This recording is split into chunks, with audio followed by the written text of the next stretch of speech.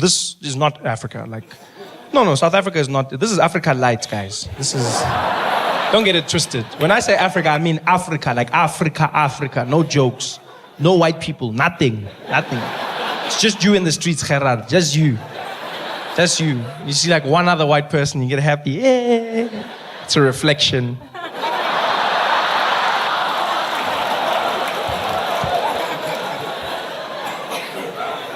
I've started doing shows out there, Gerard, places like Namibia, fantastic. Botswana as well, beautiful. Wanted to go to Zimbabwe, but I skipped it. No, because I don't want to die. That's the only reason. You laugh, but I mean this, because you can't make jokes about Robert Mugabe in Zimbabwe. If you do this, then you get arrested and sent to prison for mocking the president, right? And so I know I would go there and I wouldn't be able to resist. Like, I'd just be like, hey, my style, and then I'm in jail. Which normally wouldn't be such a bad thing, because what would happen in an international incident like that is normally your president would just come there and then he would ask for you to be released and taken back to your country. That's all. But now, I don't know if that guy would come and fetch me.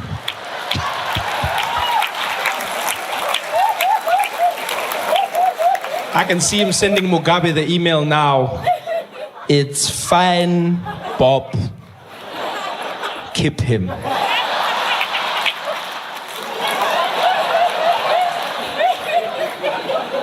So I'm not taking any chances. I did go to Zambia though. Fantastic place, Zambia. Went there, visited the place, had a good time. While I was there, I had a chaperone who really made my trip. His name was Ali Nani, a sweet guy. And his job was to get me accustomed to the Zambian culture, And every day he would give me a new piece of information, some more interesting than others. Like one day he looks at me and he goes, Trevor, Zambia is a very, very conservative nation, huh? I said, oh, okay, Ali. He says, yeah. So please, stay away from profanity. I said, oh, okay, I can do that, And I assumed he meant swearing, right? But I didn't say anything because I wasn't sure if he meant a person or swearing. I wasn't like, no, because in Zambia, people have names like profanity. So that's how I laughed when I met Screwdriver, eh? That's the same way I laughed. Yeah, because you see, in South Africa, we have African names you can translate, like happiness, blessing, hope, those kinds of names, right? But then in Zambia, people give their names, like their children, they give their children names of everyday English words, anything. So like table, chair, car, house. Yeah, you see like this, you just have to get used to it. It's very hard, but you have to keep a straight face. Which was difficult because I met a mechanic who had sons named Brake and Clutch. And that was not, especially when Brake was running around causing chaos. And his dad was there like, stop it, Brake, stop it, Brake, stop it, Brake. And I was like, hey, stop it, Brake. But you have to get used to it. It's a cultural thing, and so you have to respect it. And the second warning Ali gave me was even stranger. We're driving through Lusaka, the capital. And Ali looks over at me in the car and he goes, Trevor, here in Zambia, we are a very God-loving nation, eh? I said, oh, okay, Ali, that's a good thing to know. He says, yes. So while you are here, don't be gay. I said, what? He says, I know it can be tempting sometimes, but don't do it, huh? Don't be gay. Don't be gay? I've never been warned of this in my life. Don't be gay. Hey, bro, don't be gay. Don't be gay. Don't be gay. Crazy warning to get.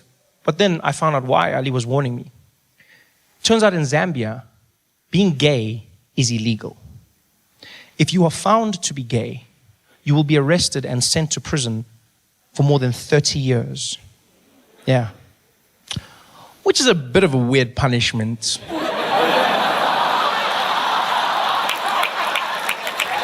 When you think about it.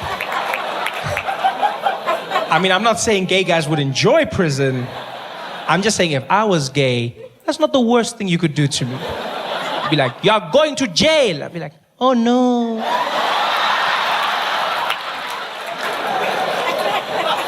Don't be gay. I couldn't believe this. Gay is a crime in Zambia.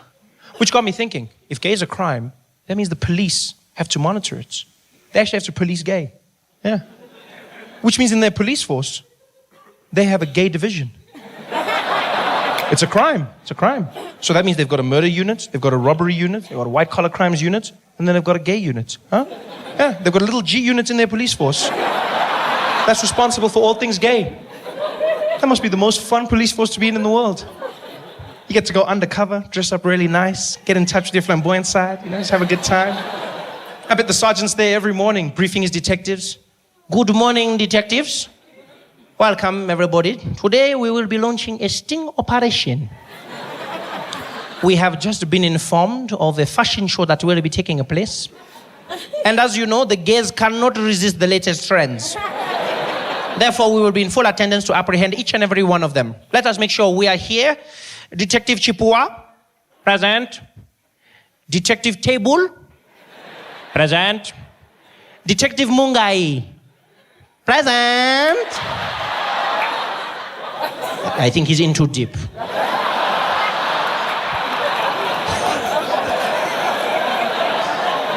How do you police gay? Do they stop you if you look suspiciously gay in the streets? I mean, gay doesn't have a look, but maybe you've just got a bounce about you. Maybe you just have like a bit of pizzazz. Maybe, Do the police pull up there and it's like, woo! You over there! What is the purpose of that flamboyant scarf? Put your hands up! Turn around! Don't tempt me! Don't tempt me! You're going to jail. How do you police gay? Do they have roadblocks, like for drunk driving? Do they have gay roadblocks? They're just stopping people in their car. Good evening, officer. Good evening, sir. License, please. Thank you very much. Mr. Stylish, huh?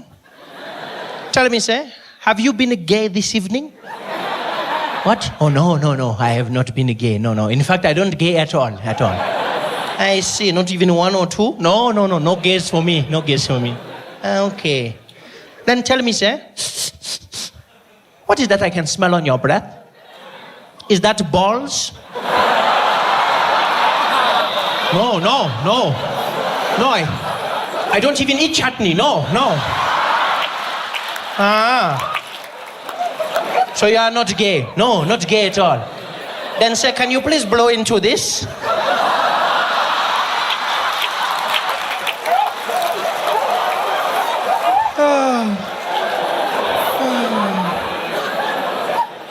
Don't be gay. I was not gay while I was in Zambia, so I had a good time. Went around, saw the people. The highlights of my trip came when on my day off, I asked Ali for suggestions. Ali said to me, maybe you should drive around Lusaka, meet some of the people, just have a good time. I said, Ali, I want to do something special. He said, okay, well, in that case, maybe you can go to the mall. And if you are lucky, maybe you can ride the escalators, huh? So what? Yeah, I'm not promising anything. But if you are early, maybe you can go once or twice. So escalators, I know, mind-blowing, huh? I thought he was messing with me. Until I found out people in Zambia go to the mall just to ride the escalators. Seems ridiculous till you understand the backstory. When we were in Zambia, there were only 5 public escalators. 5 in the whole country. The first escalator was built in August. Yeah. Not August 19. No. You guys remember August? August? You guys remember that? They built their first escalators ever. Yeah. And so now it's all the rage. People go to the mall just to ride escalators. Yeah. But now, I don't want you to picture like some dusty village. That's not what Zambia is. It's a beautiful place. They're developing just as we are. They've got roads, they've got airports, they've got beautiful hotels, stunning shopping malls. They've got everything we've got, even faster internet. They just never had escalators. And now they started building them. And because of that, people go there and they just spend a day riding escalators. Dads will go home and fetch their kids. Children, we are going to the mall. To do what, Daddy? To do shopping. And to ride the escalators. Yay! We couldn't believe this, so we went to the mall, right? We get to the mall is empty. Escalators are packed.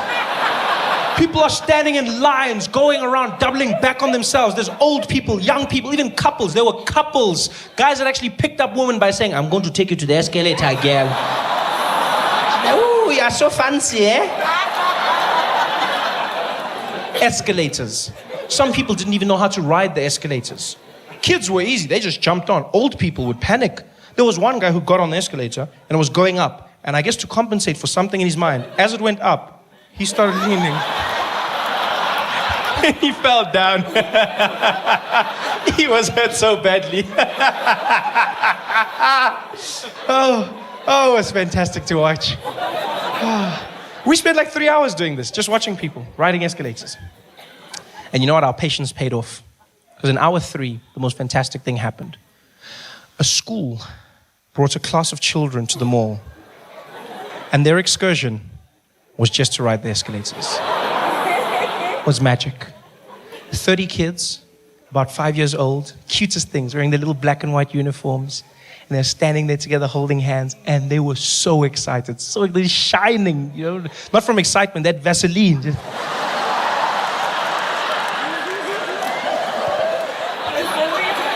And there's 2 teachers with the children, and they grab their hands on either end, and in a long train, they start to march through the mall. And as they do, they start singing at the top of their lungs like little angels. Escalator, escalator, escalator. Oh, escalator, escalator. And it was the sweetest thing ever. People are waving at them, smiling. And these kids see the escalators and they lost their minds. These kids went crazy. They're not holding hands. They start screaming and running around. It looked like a zombie movie or something. This is like they're jumping, but then you see the smiles on their faces. It looks like the end of Sarafina. You're like, what the hell is going on here? These kids are screaming and having the time. They're jumping around, doing cartwheels. The teacher can't control them. She's panicking like, yeah, get back, get back. 2 by 2, 2 by 2. 2 by 2 was one of the kids. I didn't know. She was like, 2 by 2, next to me, single file. Other kids are still jumping. She can't control them. There was one fat kid. He couldn't jump, so he just shook himself. Escalator. Escalator. It was the most amazing thing I've ever seen in my life. It's like I had gone in a time machine to a time when escalators were new, brand new and popular. So popular that people were taking pictures of the escalators using their iPhones. Chipiwa, technology, eh? Who even thinks of these things, eh? Can you imagine? Hey, we are in the future now, man. Mechanical moving stairs, huh? What are we going to see next? I don't even know. I wonder how it works, eh? Let me just check there. Siri, how does an escalator work? I don't know, eh? Okay, maybe I'm lying. They don't use Siri. Maybe I'm lying. They do have iPhones, though. Yeah. They just don't have Siri. Yes, there's no Siri because in Africa, Siri doesn't work. Yes. It doesn't work in Africa. It doesn't work in parts of South Africa as well. No, this is true. For those who don't know, Siri is a personal assistant that you get on an iPhone. It's like a little thing. You press a button on the phone, and then it talks to you, right? So the whole thing is that you can just talk to your phone. You just press the button and she goes, how can I help you? And then you'll be like, Siri, what's the weather like? And she'll be like, 23 degrees, partly cloudy. And you can ask her weird questions because she's got personality. You can be like, Siri, who's your daddy? You are. Yeah. She's got that vibe to her. But she doesn't work in Africa. And in South Africa, they're still trying to fix a few things. Like her navigation is not great. Because she'll guide you around major areas, Sandton, Fourways, that stuff. You know, she'll be there, in 100 meters, turn right ahead. You know, she's cool. You know, and then you get to the outskirts, you know, places like maybe like Diepsloot, and she's not that comfortable anymore. Driving through like Soweto and stuff, and she's just quiet. She's like, Siri, what's going on? What's wrong, Siri? I don't feel comfortable. Why, Siri? You were here last week. What happened? I got robbed. By who? By a BlackBerry.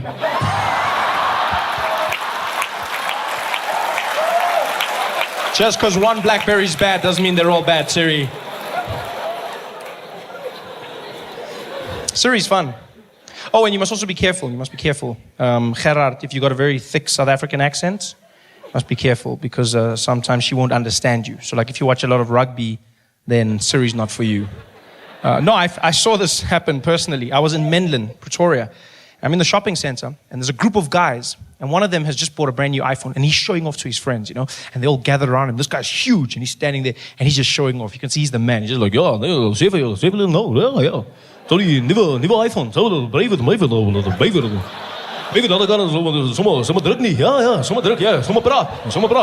He's like, ja, maar wat ik knop? Ja, knop is er wat. Ja, sommige praten dingen. Zo, Siri, ja, even, zo breed voor jullie, maar ik kan het. Hey, ja, sommige praten die van de dingen. Zo schuttering hierdie dingen. Dat is gewoon schuttering, He's just got that vibe, It's just, I love it. I love listening to those Afrikaans guys. Have you heard them? Those Afrikaans guys, especially the big ones. They got that, they got that thing, that rhythm. It's almost like they've got a motorbike in their chest when they speak. Have you heard it? It's like,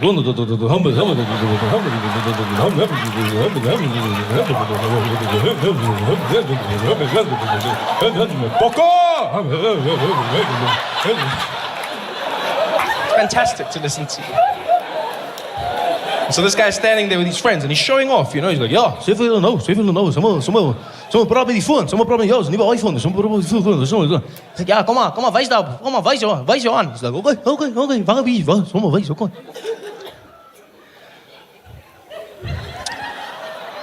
Hallo, Siri. Hello, Johan. Zie je, het moet Johan, dat is sommige, de Afrikaanse, ja, het is van Amerika is sommige, Siri, ja, oké, zo, kom op, wees. Siri, I would like you to dial for a pizza place, please. Dialing Peter. No, cancel Siri, cancel. Ach, jammer man, pizza, oké. No, Siri, I would like to eat a pizza. You want to eat Peter? No, Siri, come on, man. Why would I want to do that? I don't know. You tell me. Hey.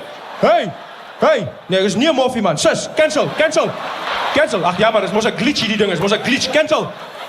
Cancel. Stupid bitch. Dialing mom.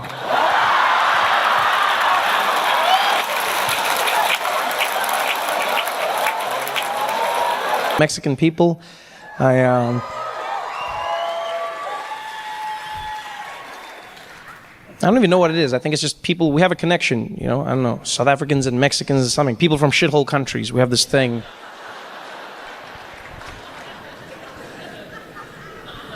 I still can't believe the things Donald Trump says. He's such a...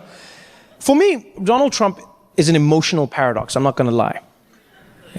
Logically, I can process him. Emotionally, I struggle.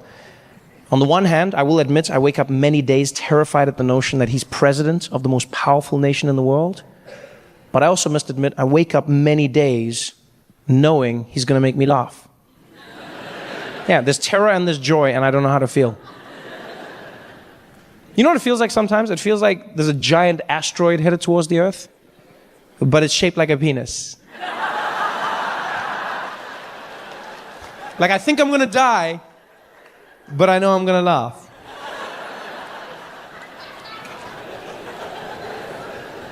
Because you just look at everything that he does. The world we now live in because of him. Like, you realize we're living through history. This will never happen in our lifetimes again. We're living through a time when we're all learning about the presidency at the same time as the president. That's never happened. How wild is that concept? You wake up every day reading the news, and you're like, wow, I didn't know that. And somewhere at that exact same moment, he's reading the same news going, wow, me too. And nobody knows where it's going to lead. Nobody knows what he's going to do. All we know is that he wants his wall. He wants his wall. Donald Trump wants his wall. He needs $25 billion the last time he asked. He needs it from American taxpayers because Mexico is smart. That fell apart real quick. I remember how confident he was at the rallies, people cheering for him. He was like, folks, we're gonna build.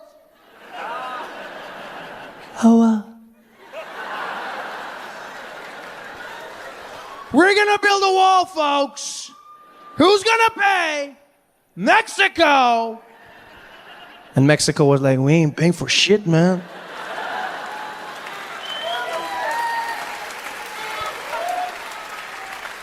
We might build it, but we're not gonna pay for it, man. And I don't know if you've been following the journey of the wall, but it's probably the best comedy on TV, right? Because now they've started building prototypes of the wall at the border, right? Because Donald Trump said he wants them to test the wall first. I don't know how you do that. You know, it's just like, try again. And because this is the prototypes, Donald Trump now has specifications for the wall. He now says he wants the wall to be made out of concrete, but he also needs the wall to be see-through, right? And the reason the president wants the wall to be see-through is because he said he's afraid that drug dealers from Mexico are going to shoot bags of drugs over the wall and it's going to hit Americans on the head as they walk by.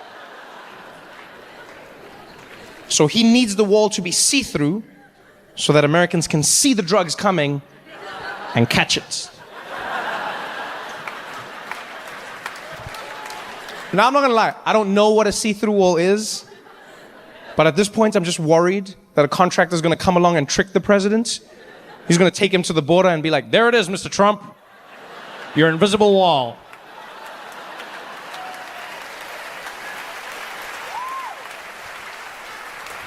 And then just to make sure he buys it, he's going to hire a troop of Mexican mimes just to be like, oh my God, you can't get through it.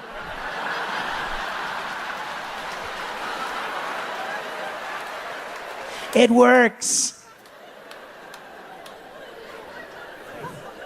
Like the mind of Donald Trump. Oh, the other idea he had for the wall was he said America should build the wall out of solar panels. That's what he said. He said America should build the wall out of solar panels because that way the wall would generate electricity and pay for itself. Yeah. Now, I'm not going to lie. That's a good idea, right? It's a good idea. Unless you know anything about solar panels or the sun or walls. Because the problem with that idea is that the sun is up. Yeah? We all agree on that? We're still on the same page there? Yeah? The sun is up, right? A solar panel wall is not going to work because a wall is like this. So technically it's facing down. So unless you have like a really swaggy sun that's like, yeah, I shine real low, B, it's not going to work for you. The only way it works is if you take your border solar panel and lean it at an angle to get the sun's rays. But if you do that, now you've just created a giant ramp for Mexicans to shoot into America. It's like, órale!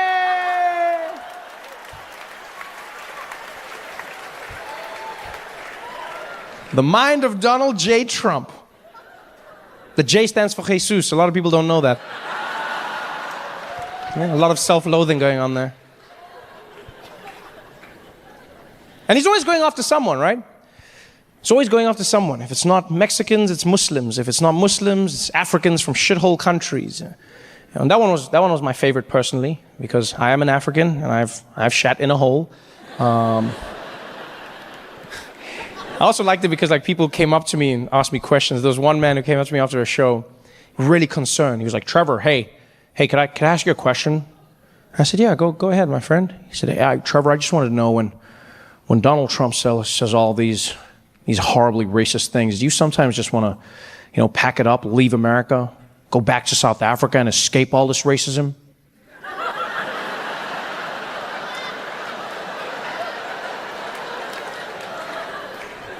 I said, my friend, you don't go to South Africa to escape racism. That's where you go to stock up. Are you kidding me? That's the one thing that reminds me of home. Racism out here. Because we've got tons of racism in South Africa. And don't get me wrong, it's gotten a lot better. When I was growing up, we had apartheid. And, apartheid was basically the best racism in the world. Sorry, I didn't mean to say that. I mean, now you're going to feel bad and be like, oh, racism was the best. No, it wasn't. It was good, but not the best. And I experienced a bunch of racism, and everyone did. I never felt like it was a bad thing, mostly because of my family. My mother is a black woman, Xhosa woman. My father is Swiss from Switzerland. And them being a couple was against the law, and that was a problem for us living together. And so we experienced a ton of racism. And in case you're wondering, yes, Xhosa is one of the languages with the clicks in it, right? Xhosa, but not like in American movies, just so you know. Yeah, I've seen those movies where they have Africans and they're like,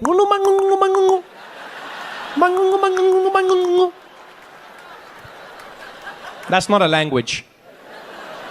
Yeah, even we watch those movies and we're like, I wonder what they are saying, yeah? Where are they from? I think they're from Cleveland. Hey guys, thanks for watching. Make sure to subscribe to my channel so you can win cool prizes. And by prizes, I mean surprise. There's no prizes. It's a free YouTube video, you greedy. Just click the video, man. Why you want free things on free things? I want to have tacos. Let's go get tacos, Dave. So we rolled together, jumped into the car, and so we drove for about 20 minutes, right, to what I thought was going to be a restaurant. Instead, Dave pulls over into an abandoned parking lot. Kills the engine, looks over at me and goes, "All right, dude, we're here." I was like, "Where? At my murder scene?" It's like, "No, dude, we're getting tacos over there." And he points, and in the corner of the parking lot was a truck. Right? A food truck, yeah, which I've now learned is quite common in America. In fact, some of the best food you'll find at a food truck. But at that moment in time, you have to forgive me, I was a little bit apprehensive. Okay? Yeah, I just wasn't quite comfortable with the idea of getting my food from an establishment that would not be there the next day. I feel like there's a certain level of accountability that comes with permanence. Dave was adamant, though. He's like, "Dude, you gotta get it from a truck, dude. That's how you know it's real." I was like, "All right, well, let's just get this over with. Let's do it." So I hop out of the car, walk up to the truck. And it was definitely a taco truck, because there's a sign above it flashing that read, "Tacos. Tacos. Tacos." And by the way, weird piece of trivia about me as a person. I hate signs that flash but don't change. Yeah, I always feel like a sign shouldn't be allowed to flash unless it intermittently changes to some other information. Otherwise, I think that's wasted suspense. It should be illegal. Because it always catches my eye, and then I wait for something else, like tacos, and tacos. And what else? Tacos. Anything else? Tacos. Just stay on tacos! Anyway, now I'm irritated. I walk up to the truck, and as I get there, this little dude pops out, and he was in a completely different mood to me. You could tell. He just puffed his head. I was like, "Hey, how you doing, man? You want some tacos?" I said, "It would be awkward if we didn't." He says, "What? Oh, yeah, of course, man, of course. But you never know. Maybe you want something else, yeah?" I said, "Oh, what else do you have, my friend?" He said, "No, nothing, man. It's a taco truck." I said, "Oh, thank you. Thank you. That's a moment of my life I'll never get back. Thank you very much." I said, No, calmate, man. I'm just saying, I don't want to waste your time. You want tacos? Let's do tacos. How many tacos do you want, my friend?" I said, "Well, I don't know how many tacos to get, sir. I've never had tacos before." So you've never had tacos? I said, "No, I have." "You've never had tacos?" I was like, "Oh, you should meet my friend Dave." Because I'm not going to order food when I don't know what it is, okay? I don't know what the quantities are. I don't know what tacos are. I don't know what taco is. I don't know what taco be, okay? What do you say? How many do you get? Because just now I'm going to be like, "Give me 5. What if tacos like little pigs or something? I'm like, "Give me 5. Next thing I'm walking home with this, wee. And that's how I started my farm. Like I have no clue what these things are. So I'm like, "Yo, man, I just want to try the food. Just give me enough to try." He's like, "Okay, you just drank it out. 2 tacos is enough, my friend." I said, "Okay, then give me 2 tacos." He's like, "2 tacos, coming up." Guy goes to the back, starts preparing the food. I have no clue what's coming out.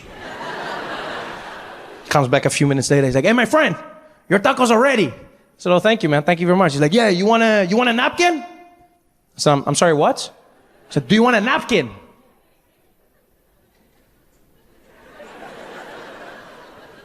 And now, LA.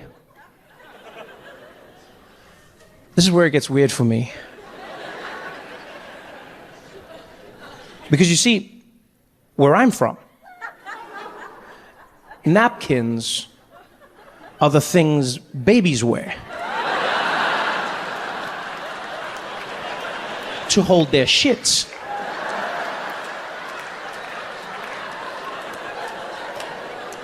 The thing for your mouth we call a serviette. But I didn't know that, so at this point, this man had just turned to me, offered me food, and then said, "You want a napkin?"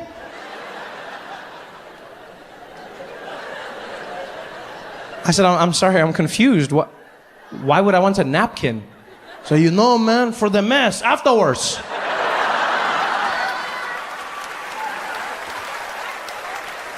I said, for the mess. How instant is it that I need a napkin? I said, hey, man, you never know with tacos, man. One minute you think you got it, the next thing is coming out. I said, that sounds like the most disgusting thing I've ever heard in my life. He's like, no, it's part of the experience. Everybody does it, man. You make a mess, you clean up, you come back and try again, you know? I said, all right, that's an experience I don't want to have. I'm not going to lie. I'm going to skip it. He's like, so you're not going to try my food? I said, okay, I'll try the food, but I'm not going to take the napkin, man. He said, so what you going to do? I said, well, if it's as crazy as you say it is, I'll just eat the taco in the car on the way home. He's like, oh, you think you're safe. But you're going to be driving. Somebody swerves, you hit the brakes, splat, it's coming out. Don't be a hero, man. Just take the napkin. I said, all right, I'm not being a hero right now. I'm just being a grown-ass man, okay? Like if it gets really bad, I'll just squeeze super tight till I get to where I'm going. He's like, yeah, that's the problem. Some people, they don't know. They squeeze it too tight, then the juice comes spring out even more. It can spray on your pants and on your shirt and all. I'm like, oh, my shirt? How the hell does shit get all the way up to my shirt? What is this, bouncing on the ground and ricocheting back up? What the hell is in this, man? He's like, hey, man, you want the napkin or not? I said, I don't even know what your tacos right now, dude.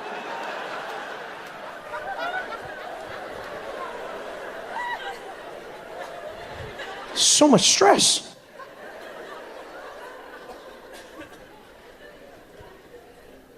Now I love tacos.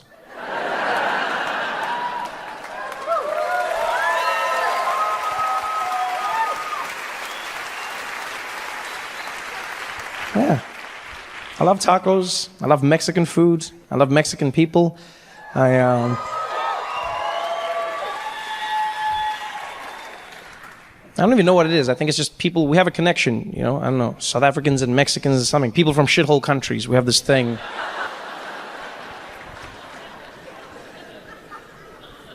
I still can't believe the things Donald Trump says. He's such a... For me, Donald Trump is an emotional paradox, I'm not gonna lie. You know, logically I can process him, emotionally I struggle. On the one hand, I will admit I wake up many days terrified at the notion that he's president of the most powerful nation in the world. But I also must admit, I wake up many days knowing he's going to make me laugh. Yeah, there's terror and there's joy, and I don't know how to feel. You know what it feels like sometimes? It feels like there's a giant asteroid headed towards the Earth, but it's shaped like a penis. Like, I think I'm going to die, but I know I'm going to laugh.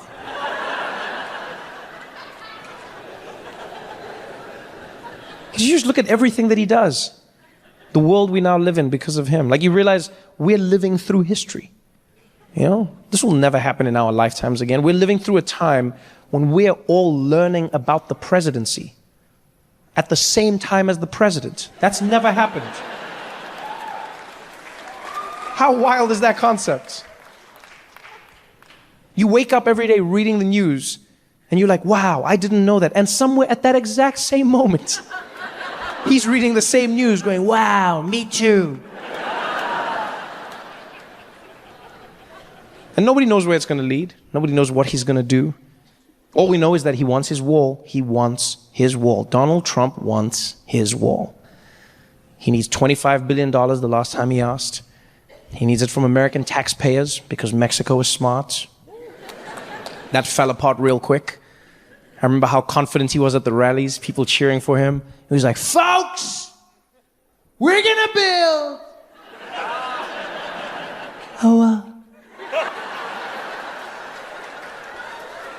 We're gonna build a wall, folks. Who's gonna pay? Mexico. And Mexico was like, we ain't paying for shit, man.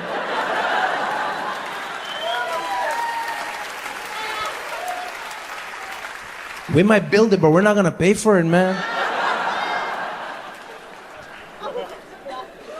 And I don't know if you've been following The Journey of the Wall, but it's probably the best comedy on TV, right?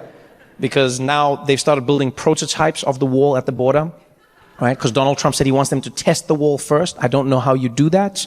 You know, it's like, try again. And because this is the prototypes, Donald Trump now has specifications for the wall. He now says he wants the wall to be made out of concrete, but he also needs the wall to be see-through, right? And the reason the president wants the wall to be see-through is because he said he's afraid that drug dealers from Mexico are going to shoot bags of drugs over the wall and it's going to hit Americans on the head as they walk by. So he needs the wall to be see-through so that Americans can see the drugs coming and catch it. Now, I'm not gonna lie, I don't know what a see-through wall is, but at this point, I'm just worried that a contractor's gonna come along and trick the president. He's gonna take him to the border and be like, there it is, Mr. Trump, your invisible wall.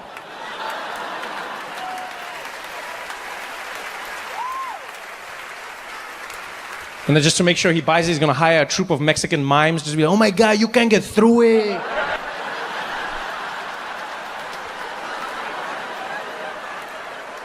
It works.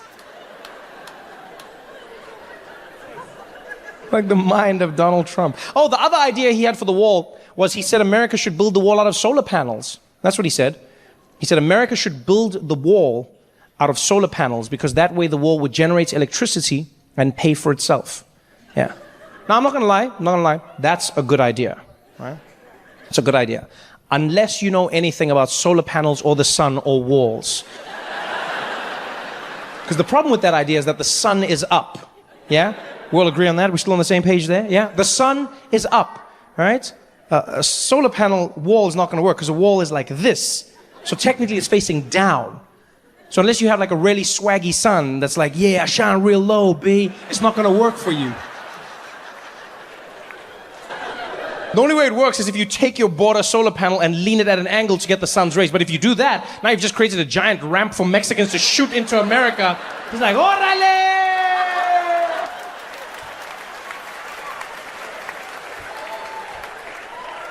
The mind of Donald J. Trump.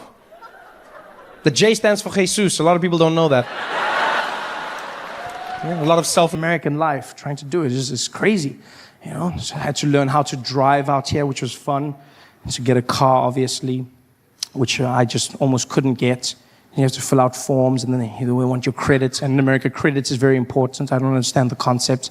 I'm in the car dealership, and there's this Asian gentleman helping me. We're going through the forms, and he says, "So how long have you lived in America for?" I said, "I haven't lived here for long." He said, "Oh, this not good for you. This not good for you." I said, "What do you mean?" He said, "No, you cannot lease car in America unless you've been here a long time, because then you don't have credit, okay? You don't." I said, "Well, I've got the money to pay for it." He said, "Yeah, that's not the point, okay? That's not the point. In America, okay, in this country, we want credit, okay? Our country focus on credit. If you got good credit, you can buy anything. We don't care about money. We want credit." I said, "Well, credit is the assumption that you can pay back the money." He's like, no, that don't count here, okay? In our country, you have good credit, you can buy anything, okay? You got good credit. He's like, our country. And I was like, look, I hate to be rude, but when you say our country, do you mean our because you live here now? Or our because the Chinese own it? And he was like, it's a bit of both, okay? Yeah, but no credit for you, no car. Okay, goodbye. I had to just buy myself a car, you know, this horrible thing, drive around. And that's the worst thing, driving in America, wow. On the other side of the road, you feel like a rebel, you know? Until you see the other cars coming, and then it's not so much fun. You know how many times I did that just going to the wrong side? Ah! And don't trust movies. It's not easy to do that whole thing.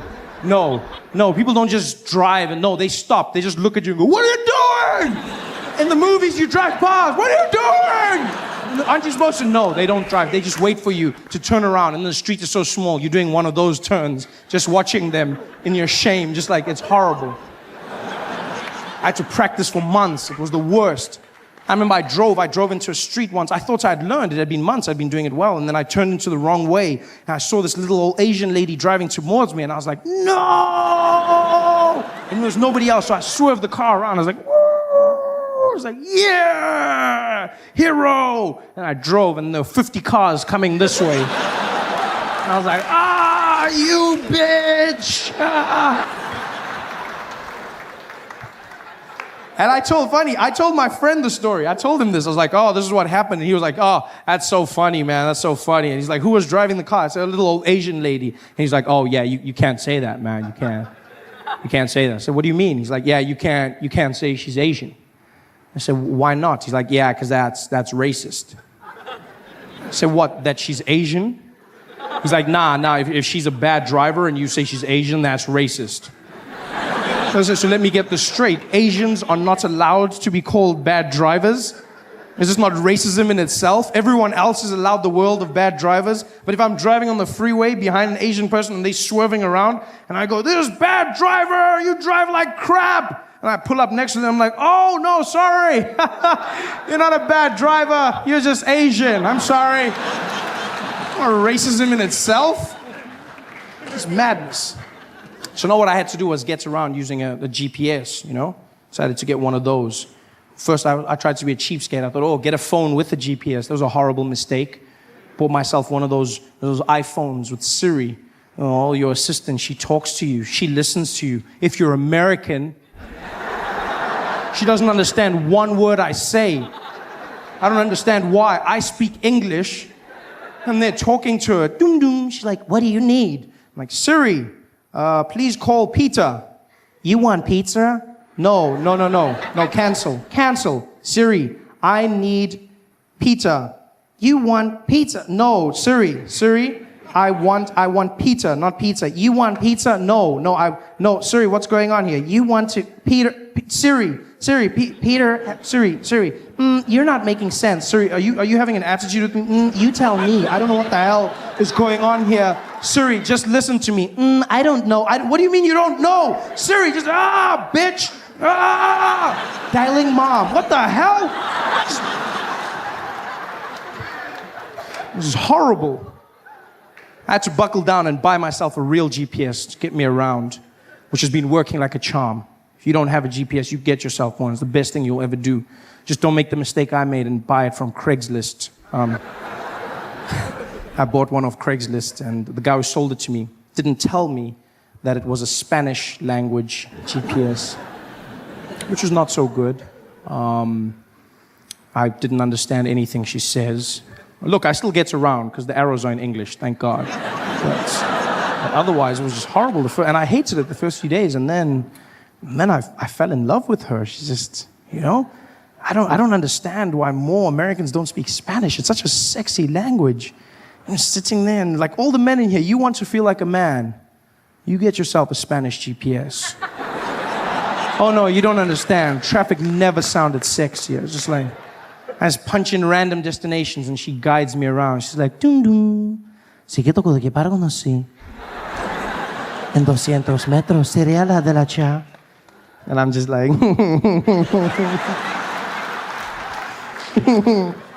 oh shucks, Tom. You say that all the time. This is sexy, you know? She just guides me around. It's beautiful. I love that. I'm going to learn Spanish because of that. Spanish has gone up my list. I had a few languages in Spanish. Spanish was like 6th language. I spoke 4 languages in South Africa. And then the 5th language was going to be Japanese. And then Spanish was, but now Spanish has gone up. Japanese I've had to pause because of the earthquake. There's not that many of them traveling now. So it's sad. There's no one now. Just like walk around the streets, just, you know. But Spanish has gone up. Because I was getting good at Japanese, don't get me wrong. I was getting really good. You know, I could say, and it's a great language. It's powerful. Because you speak Japanese from your chest. It makes you feel strong. Hey there. Yeah. Very strong. Whereas English you speak from the head and the chest. You know? Do you know what I mean? You speak it head and chest. You wouldn't know this. If you listen to many coastal girls in America. Like I've been in places like California where women insist on speaking English from their nose, which is not the correct thing. Yeah, like, oh my God, are you guys gonna like do this? And I was like there with Tiffany and we were talking, and that's not the right way. You're not using your lungs. I know this because when I choked her, she sounded exactly the same. Then she's like, oh my God, you're like totally choking me right now, and I can't breathe, and this is so not on. I am so gonna tweet about this. This is like the worst thing ever. Oh, I am so dying. OMG. You know, it's horrible. Whereas Japanese is strong. Japanese, you speak from the chest, you know. A lot of the Americans are learning Chinese, I've seen. You know, Chinese, I see people say, you gotta learn Chinese. They're taking over. Chinese. Ni hao ma. Shi xing ni. Chinese. It's too late. It's too late to learn Chinese. It's over. No, it's true. It's true. Because it's also one of the hardest languages in the world.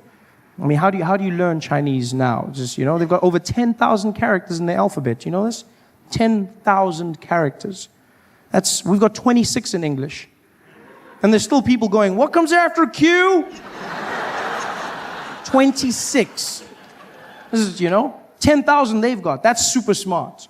Although they must have the worst Sesame Street in the world. It must suck being a Muppet in that country. I can just see them on a Monday morning singing to the kids. 5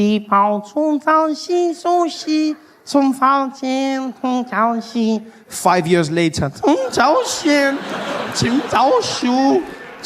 It's just horrible. Horrible. Japanese is easier. 3,000 characters in a stronger language. I mean, everything in Japanese is strong. Even the greeting. Konnichiwa. Power. Thank you. Domo. Arigato. Power. Yes, it's a great language. You can say other things as well, like kujire gambare, which means good luck, dolphin. Granted, not very usable in everyday language, but yeah, it works, I guess, you know, it works. I could also say other things like, niwa torigaita, which means, look, the chickens are running around. You laugh, but I've used this successfully on many occasions. By many occasions, I mean once. I was in an airport, standing at the baggage carousel, and this Japanese guy came and he stood next to me. And we're standing there, and I look at him, and I've been waiting for years to speak Japanese. I was super excited. I was like, what? This guy's Japanese. And he's like, I can hear you. I said, oh, sorry, I thought I was thinking. Are you Japanese? He's like, yes, I am a Japanese. I'm like, oh. Konnichiwa. He's like, oh, konnichiwa. Pleasure to meet you. I said, oh, domo arigato. I said, oh, arigato mashitainamase. You speak very good Japanese. I was like, oh, yeah. So I looked over and I went, kujire gambare. I'm not a dolphin. But thank you for the good luck. I was like, I can't believe this works. I looked over, I was like, oh, niwa torigaita. He was like, I don't see the chicken anywhere. You speak a very strange Japanese. Where did you learn? I said, I learned in all different places, all over my life. Why do you speak English with a Japanese accent now? I don't know. I get carried away. You freaking me out. I'm freaking out too. You guys have been so much fun, man. Thanks for hanging out. Thanks for coming to the